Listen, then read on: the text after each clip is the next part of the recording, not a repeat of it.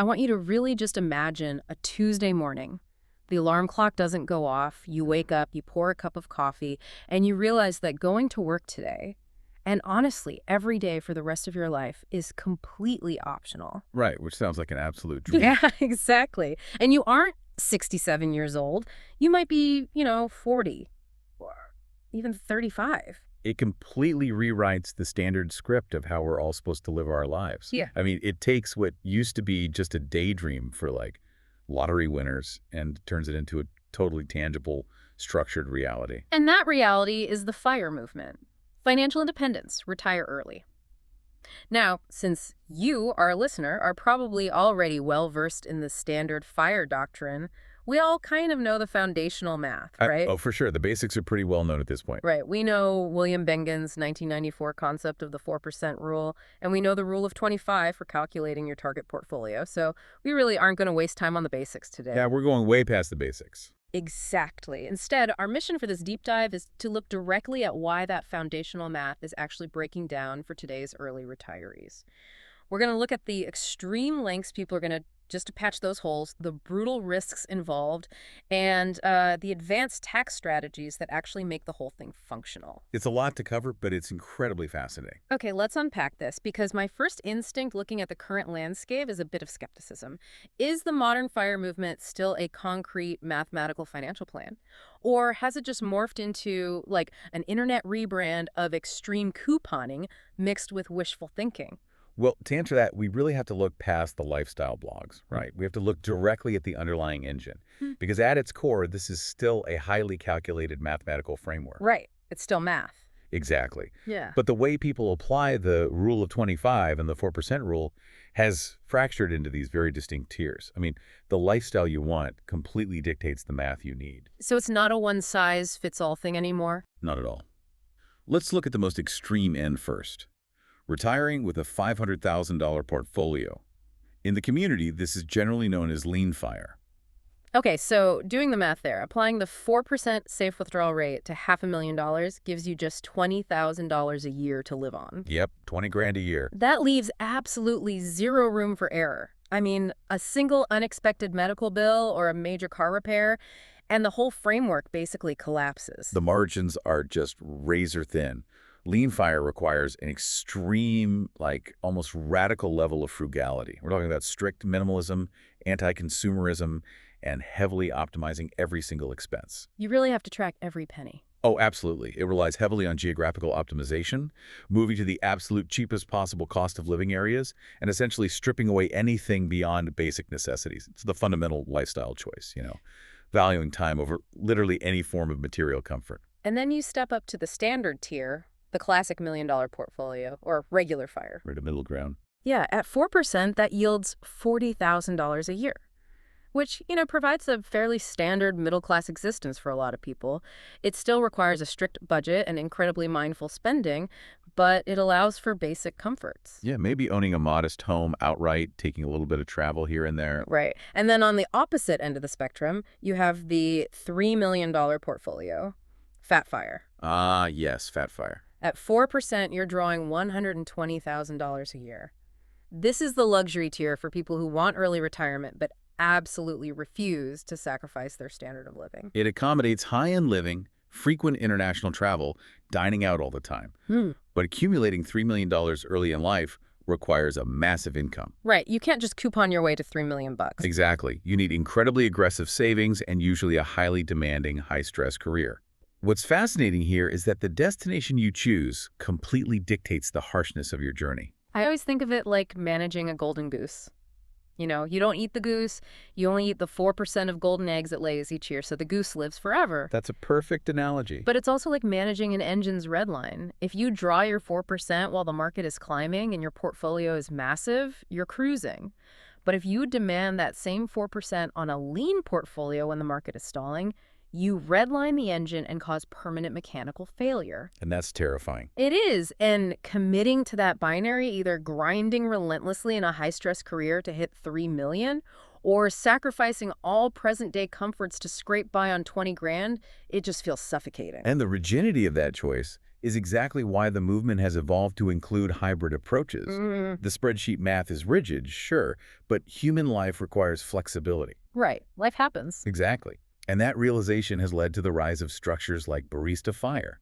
In this model, you deliberately don't save up your full fire number. Wait, you don't? Nope. You build a smaller nest egg, but you still leave your high-stress corporate career. Instead of totally retiring, you take a lower-stress part-time job.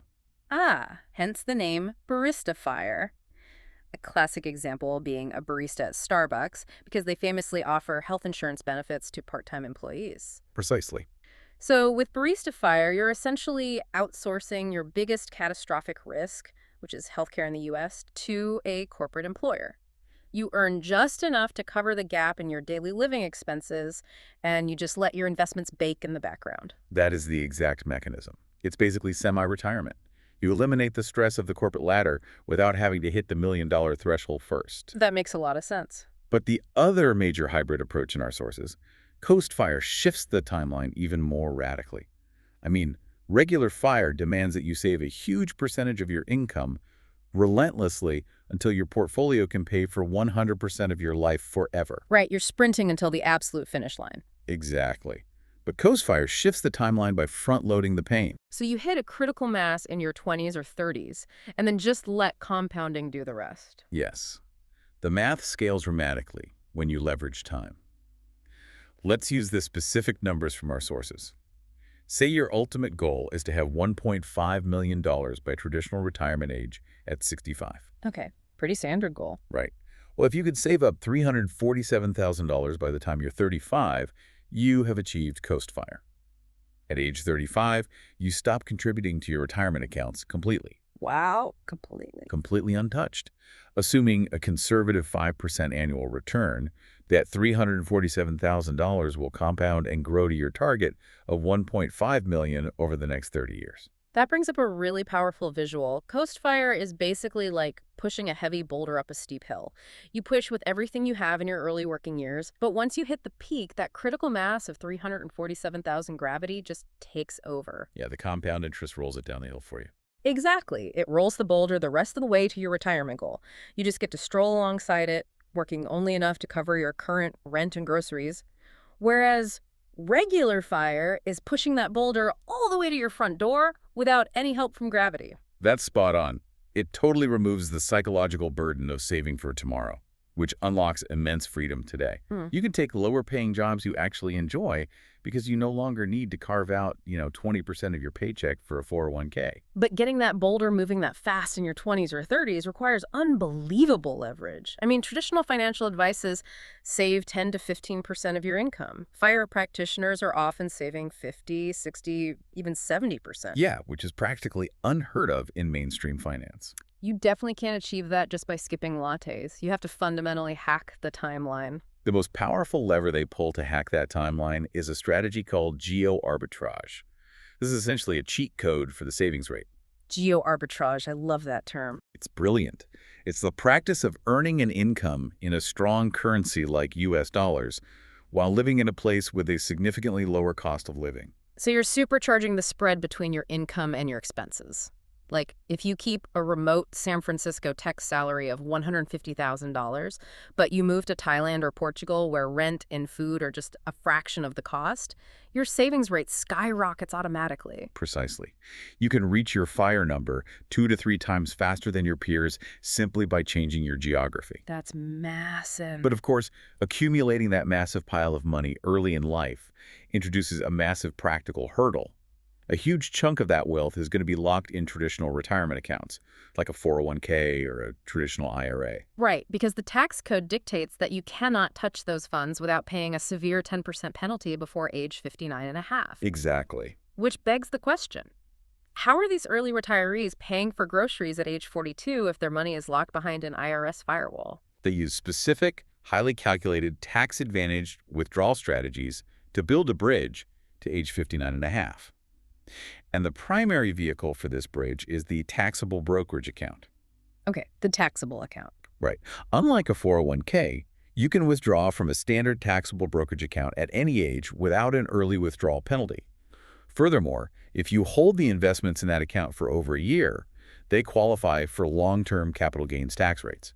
And depending on your income bracket in retirement, that long-term capital gains tax rate can actually be 0%, right? Exactly, 0%. So they're building separate, highly specific buckets of money. And the sequence in which they drain those buckets determines whether they survive the bridge or lose thousands to taxes. The withdrawal sequence is absolutely paramount. Fidelity outlines a specific tax-savvy sequence to avoid a massive tax bump in the middle of retirement. The optimal strategy is generally to live off the taxable brokerage accounts first, drawing down those favorable capital gains. Okay, so you drain the taxable bucket first. Right. Then, once you hit the legal age of 59 and a half, you transition to pulling from your traditional tax-deferred accounts. Finally, you leave your Roth accounts for last. Why Roth for last? Because Roth money grows tax-free and withdrawals are tax-free. It is incredibly powerful to let it compound for as many decades as possible. Now, looking at this combination of high-tech salaries, geo-arbitrage, and optimizing capital gains taxes, we have to acknowledge the structural critiques in our sources. Yes, the critiques are very prominent. When you look at the Reddit subcultures and the broader commentary, there is a sharp divide. And just to be clear to the listener, we are strictly looking at what the sources report here. We aren't taking sides. But some view FIRE as the ultimate expression of capitalist privilege, highly paid tech bros hoarding wealth to escape society. Right. And on the flip side, with those exact same forums, you see people framing FIRE as a radical anti-capitalist movement. Yeah. They see it as a desperate escape hatch from a broken corporate system that just grinds workers into the dirt. It's fascinating how the exact same action is viewed so differently. It really is. The sources present both viewpoints heavily. But objectively, looking at the data, FIRE is fundamentally just a tool. And it's a direct adaptation to a changing economic reality. We live in a world where the institutional guarantees of the past, robust pensions, strong unions, reliable employer loyalty, robust social safety nets, they've largely vanished. Here's where it gets really interesting. Because adapting to a world without institutional safety nets means the burden of survival has shifted entirely onto the individual. You are taking on all the institutional risk yourself. Exactly. You are the safety net now. And the sources outline some brutal financial realities for people trying to execute this solo tightrope walk. The most terrifying financial risk they face is sequence of returns risk. The average return of the stock market over a 30-year period might look perfectly healthy on a spreadsheet. Right, it always averages out over the long haul. But the specific order in which you experience those returns is literally a matter of financial life or death for an early retiree. So sequence of returns risk basically means that a market crash in year 1 of retirement is mathematically deadlier than that exact same crash happening in year 20, because you just don't have the time to recover, right? That's exactly it. Vanguard actually conducted a brilliant study that perfectly illustrates this hazard. Yeah. They compared two hypothetical retirees, one who retired in 1973 and one who retired in 1974. Wow, just a single year apart. Just 1 year. Both started with a $500,000 portfolio. Both spent $25,000 a year, strictly adjusted for inflation. And over their respective 35-year retirements, both experienced very similar long-term average returns. But the 1973 retirees stepped out of the workforce directly into a severe bear market and an oil shock. Exactly. Because they were forced to withdraw their $25,000 while the market was actively tanking, they had to sell off a massive, disproportionate number of their shares just to survive. Ouch. Yeah, they permanently impaired their portfolio's ability to generate future growth. That 1973 retiree ran completely out of money 23 years into retirement. And the 1974 retiree. The 1974 retiree, who simply missed that initial crash, thrived. They maintained a massive balance for the duration of their retirement. That is wild. The exact same math, the exact same savings rate, totally ruined by the sheer bad luck of timing. It's pure luck. And if a poorly timed market crash doesn't get you, the slow bleed of inflation will. Oh, absolutely. The data from AllianceBernstein on inflation is sobering, to say the least. They modeled a $1 million portfolio starting in 1972, drawing down at a steady 5% a year. Okay, so living pretty comfortably at first. Yeah, at first, yes. But if you just let inflation run its course, the purchasing power of that $1 million was completely ravaged. After 20 years of inflation-adjusted spending, that massive portfolio was reduced to the spending equivalent of just $173,500. That is just gut-wrenching. But Vanguard's math and AllianceBernstein's inflation models really only address the spreadsheet. You could execute the numbers perfectly, dodge the sequence of returns risk, outpace inflation, and still run headfirst into a completely different crisis at age 40, waking up with absolutely nothing to do. Yes. The psychological void of early retirement might actually be the most overlooked danger in the entire movement. Nobody really talks about the emotional side of it. They don't. But a study from INSEAD Business School highlights that achieving financial freedom does not automatically equate to a fulfilled life. Many early retirees suffer a profound loss of identity. Which makes sense because our modern identities are inextricably tied to our economic output. You go to a dinner party, the very first question someone asks is, "So, what do you do?" Every time. If you answer, "Oh, nothing, I retired at 38, it creates instant alienation. People just don't know how to process it. They really don't. Humans are also highly susceptible to hedonic adaptation. Hedonic adaptation. Yeah, meaning that euphoric thrill of crossing the fire finish line, of quitting your job and sleeping in. It fades rapidly. You acclimatize to the baseline of permanent leisure. If you haven't planned for what comes next, you are left staring into a void for 40 years, just wondering what the point of all that extreme frugality actually was. So, if the original 4% rule was designed for a 30-year retirement, how do modern fire practitioners actually survive a 50-year timeline without going broke from a market crash or, losing their minds to the psychological void? Well, if we connect this to the bigger picture, the first thing they do is acknowledge that a rigid 4% withdrawal rate over 50 years is incredibly dangerous. Vanguard's research shows that stretching the 4% rule to a 50-year horizon drops the success rate from a comfortable 81.9% down to a dismal 36%. A 36% chance of your money surviving. Those are catastrophic odds. Nobody would take that bet. No one should. To fix those odds, modern practitioners abandon rigid rules entirely and adopt what's called dynamic spending. You establish mathematical guardrails. Vanguard suggests a system where you adjust your spending based on actual market performance. Okay, so reacting in real time. Right.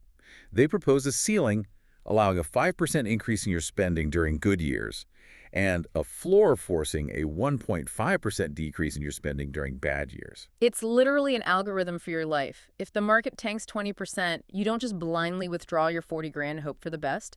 You proactively cancel the international trip, you tighten the budget, and you effectively take a pay cut. Exactly.